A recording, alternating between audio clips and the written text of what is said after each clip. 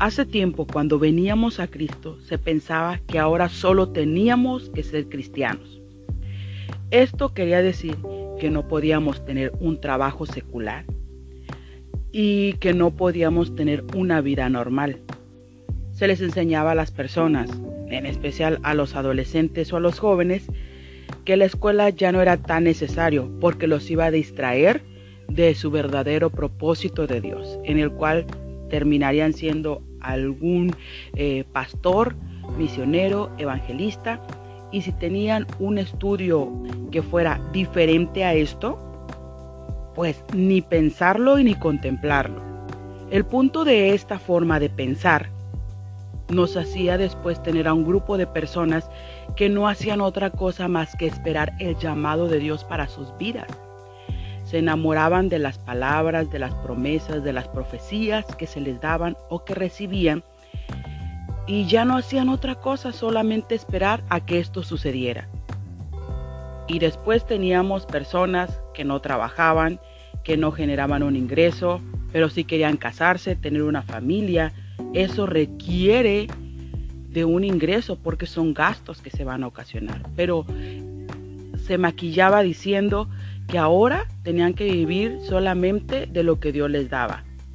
Está bien, no malinterpretemos. Hay personas, hay ministros que lo hacen de esa manera y lo hacen muy bien, y realmente yo admiro la fe que tienen para confiar y creer en Dios, para suplirles sus necesidades, pero no están solamente sentados esperando que llegue la bendición, están trabajando en el reino, y para esas personas mi mayor respeto y admiración. Pero yo hablo de las otras personas que están sin hacer nada y solamente están esperando a que suceda. Y creo que así no debe de ser. Dios no nos llamó para vivir en una burbuja de cristianismo, con un pensamiento limitado.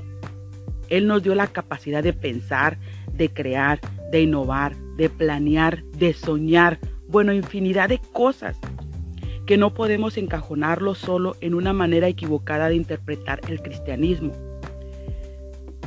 Y si nosotros vivimos en eso y proyectamos eso a la siguiente generación, estaremos haciendo cristianos que tengan miedo seguir a Cristo, porque se habrá distorsionado el concepto de un cristiano. Ahora, ¿por qué se llegaba a esta conclusión? Porque se pensaba que si alguien estudiaba algo que no tenía nada que ver con algo del ministerio, se le juzgaba y se le infundía temor a estas personas. Esto va más relacionado a que en ese tiempo se consideraba como trabajo solamente aquellas cosas que fueran visibles. Aquel contador, aquel ingeniero, aquel arquitecto, aquel abogado, que son cosas que se piensa pues, hasta el día de hoy que generan un ingreso real, factible, porque lo vemos en donde quiera. Entonces, si las personas consideraban, o los adolescentes o los jóvenes que estaban apuntando hacia estudiar algo sobre esto, abogado, ingeniero, arquitecto, pues como esos van infundidos más hacia afuera, hacia la sociedad, hacia crear una empresa, hacia una organización, pues los iban a envolver y los iban a alejar del propósito de Dios. Y si alguna de estas personas pensaba estudiar música, artes, todo lo que va en cuestión a la creación, todo lo que va en torno a la creatividad, pues no se consideraba como una carrera de fiar. Entonces, si alguien pensaba estudiar de esta manera, pues le decían que mejor ni invirtiera porque se iba a morir de hambre. Y eso era una equivocación, porque hoy vemos que estudiar arte o todo lo que va relacionado a la creatividad también puede generar un ingreso. Pero para poder entender un poquito más referente a esto, tenemos que entender que nuestro cerebro está dividido en dos hemisferios, el hemisferio izquierdo y el hemisferio derecho. El izquierdo es el que va más enfocado hacia lo que son los cálculos, las secuencias, lo que es analítico, tiene que ver con la información, el conocimiento, las matemáticas, números, toda la lógica, el izquierdo, que va enfocado a todas las demás profesiones que mencionamos anteriormente hacia afuera. A diferencia del hemisferio derecho, que es más innovador, dinámico, conectado con la creatividad, las expresiones, las sensaciones, las habilidades visuales, el sentido de la música, va más por el artístico. Ese es el hemisferio derecho.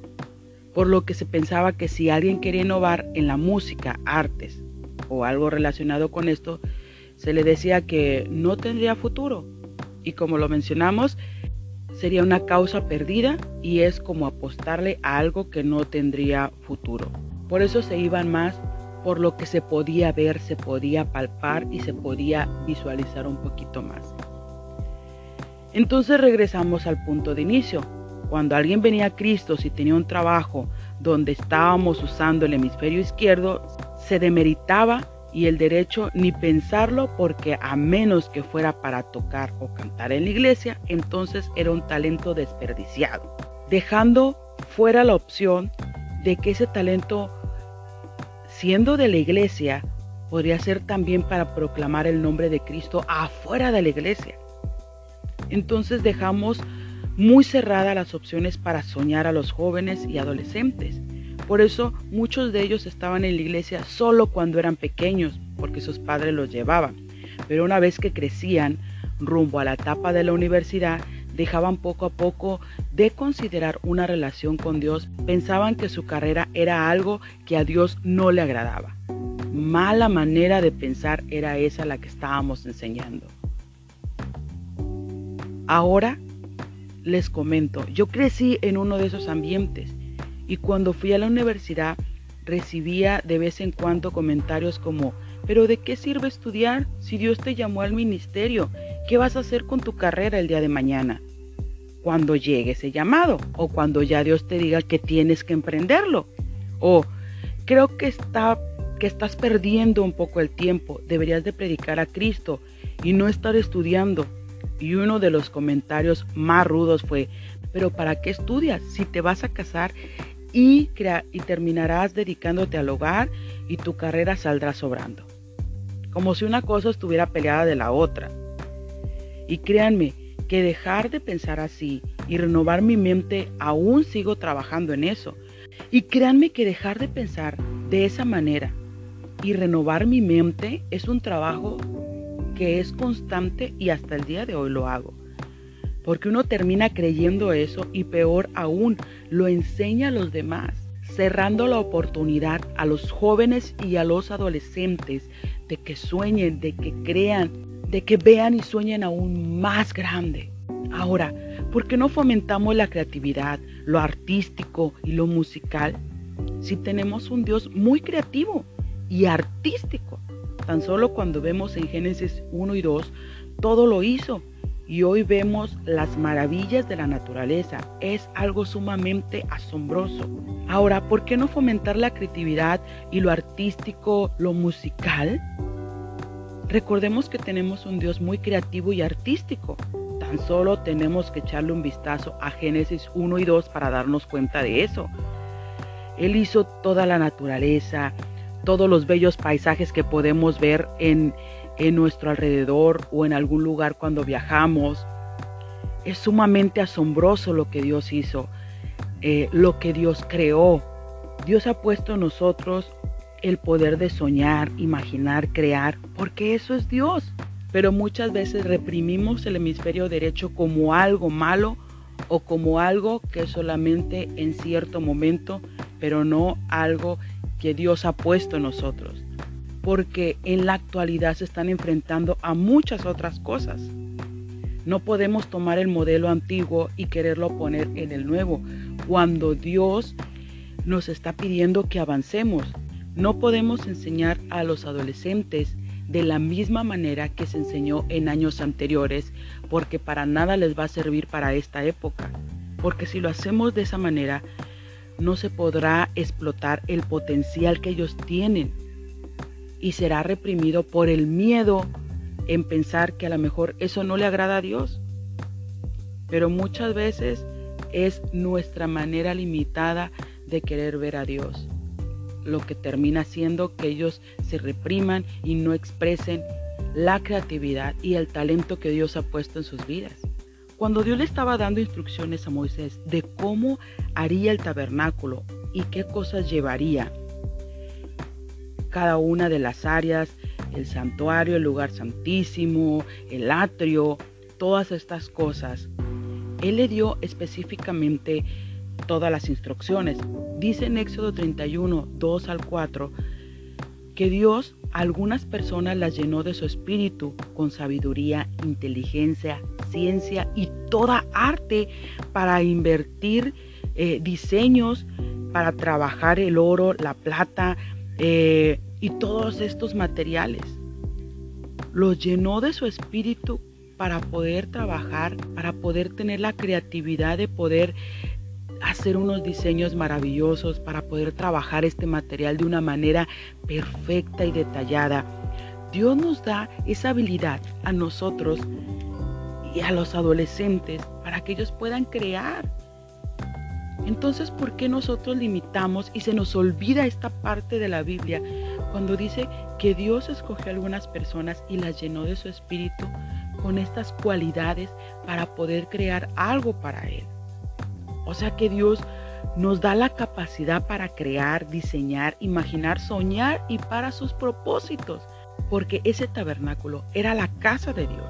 Y Él puso personas para que edificaran su casa y los llenó con estas capacidades. Dios nos dio todas estas capacidades artísticas, pero muchas veces las reprimimos porque pensamos que no es importante o porque es algo tonto pensar en poder hacer algo artístico, o solo lo consideramos para un evento de la iglesia estas cualidades, pero no como algo de lo que podemos vivir, que al final eso también es glorificar a Dios. Muchas cosas de las que hacemos diariamente en nuestro trabajo, escuela o casa parece que no están glorificando a Dios. Muchas cosas de las que hacemos diariamente en nuestro trabajo, escuela o casa parece que no glorifican a Dios porque no estamos en una iglesia o con otros cristianos. Pero nuestro comportamiento, actitud y desempeño en ese lugar dice mucho de nosotros y también estamos glorificando a Dios. La idea cerrada de que solo en la iglesia o entre los cristianos se glorifica a Dios es limitar su poder para ciertas actividades o momentos. Y esto es algo difícil muchas veces de poder relacionar. Pensamos que solamente cuando estamos en la iglesia glorificamos a Dios, pero en nuestra vida diaria no, y no es así.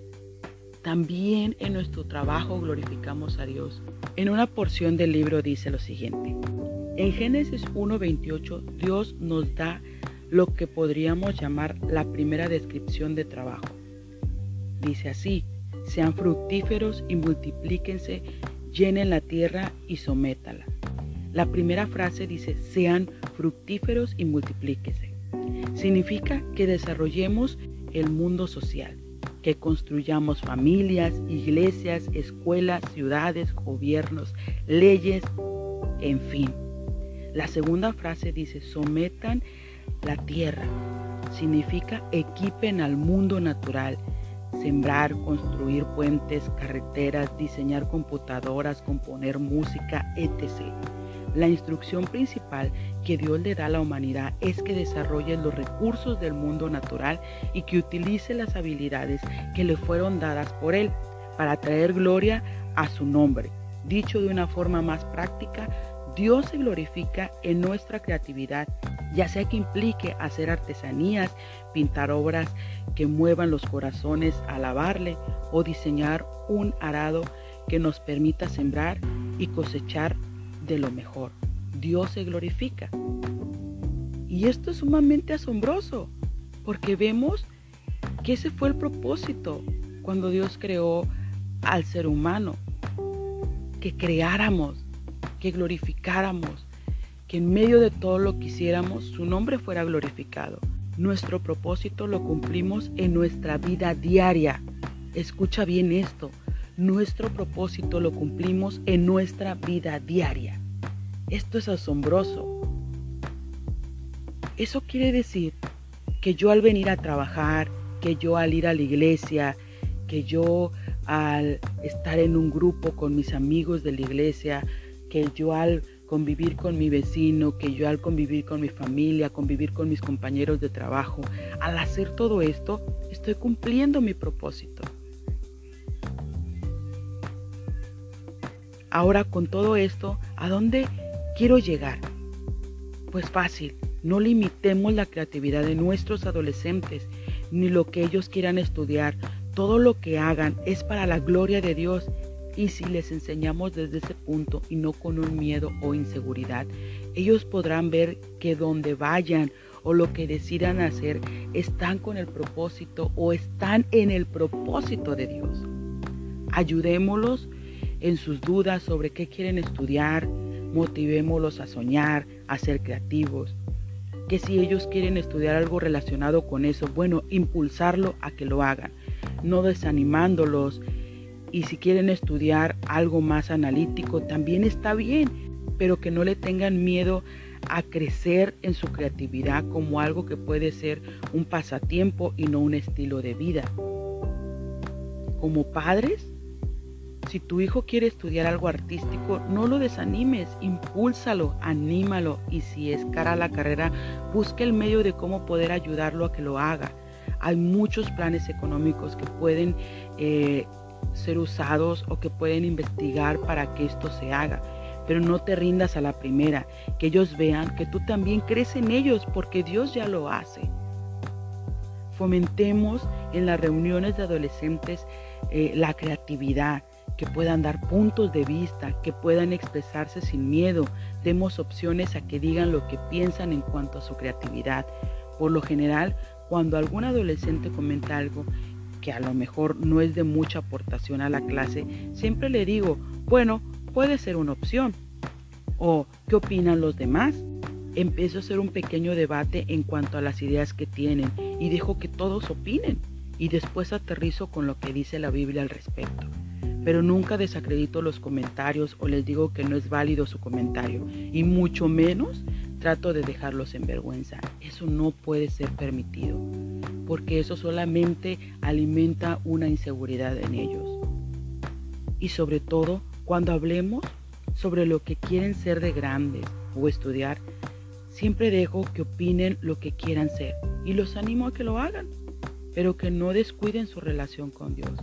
Sea lo que sea que escojan, que Dios siempre esté en medio. Y les abro la posibilidad de que no solamente tienen que servir en la iglesia, lo pueden hacer en donde quiera que vayan, porque ellos son la iglesia. La iglesia no es un edificio. La iglesia somos todos los que somos hijos de Dios. La iglesia somos todos nosotros. Entonces no tengamos miedo de apoyarlos, de motivarlos, de alentarlos a que lo hagan. Ayudémoslos en sus dudas, como lo he comentado, pero siempre recordándole que sea lo que sea que ellos quieren ser o lo que quieran estudiar o a lo que quieran dedicarse en un futuro, esté Dios en medio. Nunca lo dejen, que nunca lo dejen fuera, que siempre esté Dios ahí. De esa manera ellos podrán tener éxito y podrán seguir caminando en ese propósito que Dios ha diseñado para ellos. Te dejo con este secreto, que la verdad es sumamente importante, el secreto de las instrucciones. Mi nombre es Berenice Fernández y nos vemos en la próxima.